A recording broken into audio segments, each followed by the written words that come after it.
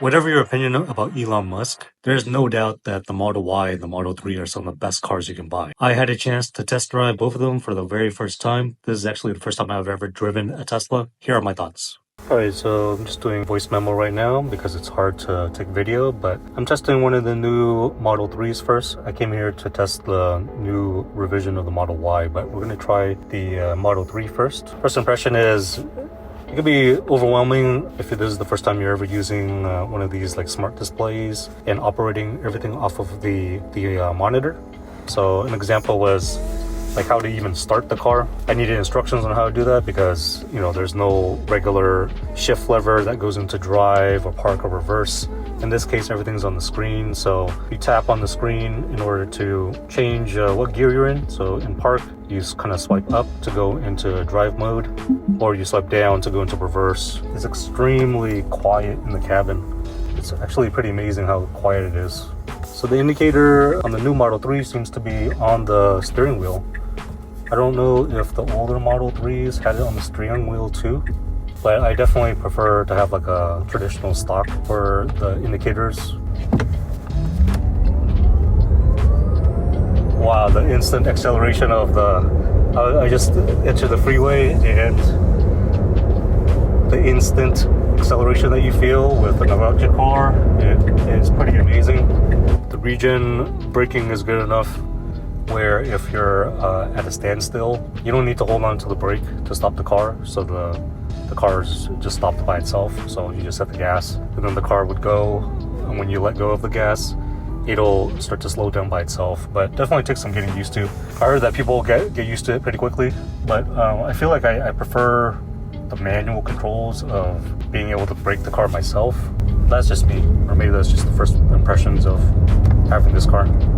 Yeah, the regen braking definitely takes some getting used to. I know it's supposed to help with the mileage for the car, but to be honest, I think if I had my own Tesla, I would probably enable or disable that regen braking or reduce it. I much prefer having control over the gas or the braking ability of the car.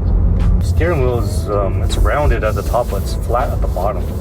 When I'm making a U-turn or making a turn, it is weird going from like that curved surface and then all of a sudden grabbing a flat surface. I can't imagine having one of those yoke steering wheels. That's really meant for like a racing car. Alright, that's pretty much it. So we're back. Let's take a look at the outside. Alright, so this was the car I was driving. It's one of the new refreshed Model 3s. This is a Quicksilver color.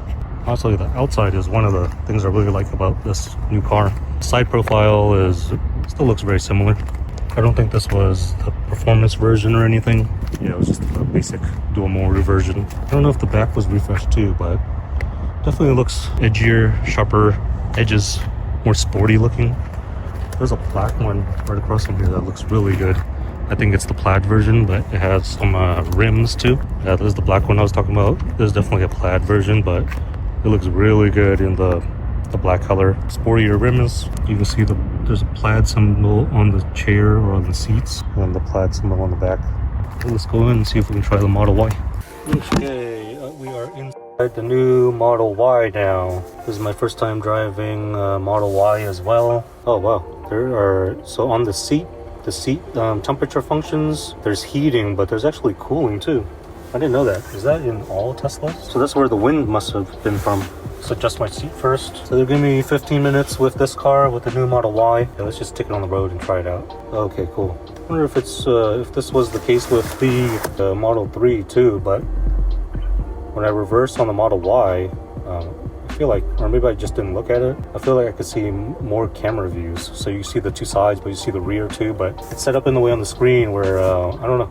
I didn't notice this on the Model 3 for some reason. The new Model Y has the traditional indicator stocks, and I definitely prefer this over having those buttons on the steering wheel. It's much more natural, I would say. Whoa. Instant acceleration. Wow. I went from 0 to 60 in like nothing, guys. Literally almost no time to get up to that speed. And it's odd because there's no motor, right? Or there's no gas motor in there, so you can't really tell how how hard the car is working to get up to that speed. On the inside, it's not for the that sensation that you feel of getting pushed back into the seat. You really can't tell whether you're going 0 or you're going 60. It feels exactly the same. The sound in the car sounds the same too. I really can't believe how fast it went up to from 0 to 60. And I don't think I even floored it. Honestly, that rush that you feel from getting pushed back into your seat, it's not a feeling that you want to feel all the time. So I probably stepped on the gas pedal maybe like halfway, 3/4 of the way, and that was already enough to make me feel uncomfortable enough where I didn't want to feel that sensation all the time. I really like the wireless charging pad on this car. I like that I could just set down my phone and then it's charging all. But I mean, interior wise, I feel like it's very similar to the Model 3, but of course there's more cargo area. I know that the fold down seats on the new Model 3 is electric now. I think on the previous version it was just like a manual button and then it would kind of flop down. But this one is electric, so it'll slowly go down and then slowly go back up again, which is nice. Overall, it's not going to have as much cargo space as, let's say, like your typical soccer bomb van, or like my 2004 Toyota Sienna. I feel like it's still worth it to keep that car in case we need to load a bunch of cargo, because that'll really beat any Tesla that is available right now, other than maybe the Tesla Cybertruck. But we have another SUV, which is, I guess you would consider it like a compact SUV like this.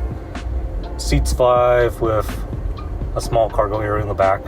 It currently uses a lot of gas, and I think the new Model 3 or the Model Y would be a perfect replacement for a car like that. I'm actually leaning towards the Model 3 right now, just because that's the more affordable one. Right now, the only way to buy one of these new Model Ys is to get the highest trim. So that means it's going to come with all these, it's going to be decked out with all the options that you may or may not need. The lease prices are incredible. If you're not eligible for the EV tax credit like we are, you can get that in a way by leasing the car, because they incorporate some of that tax credit, or they incorporate that tax credit into the lease price, which is how they're able to get it down so low.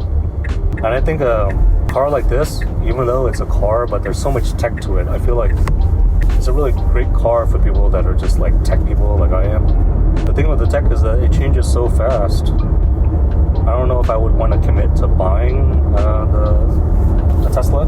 I think the lease option is actually a really great idea, because by the time your lease expires,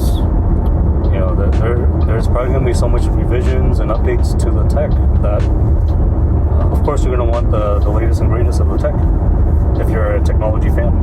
All right, we're back, guys.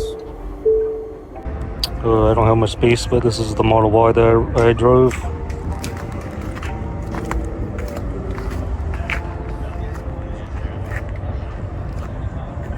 Oh, this was the Plaid.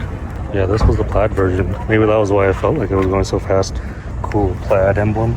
But I don't think this Plaid had they don't have the details of the seat like on the Model 3 Plaid. They had this decorative thing on the front seats. Alright guys, back in the regular car. First impressions, guys, after switching back to my gasoline car. There's definitely way more road noise. Hearing the engine, the acceleration noise, not having that regen braking, the acceleration not being quite instant. Even braking feels different too. Braking on the Tesla felt more sensitive.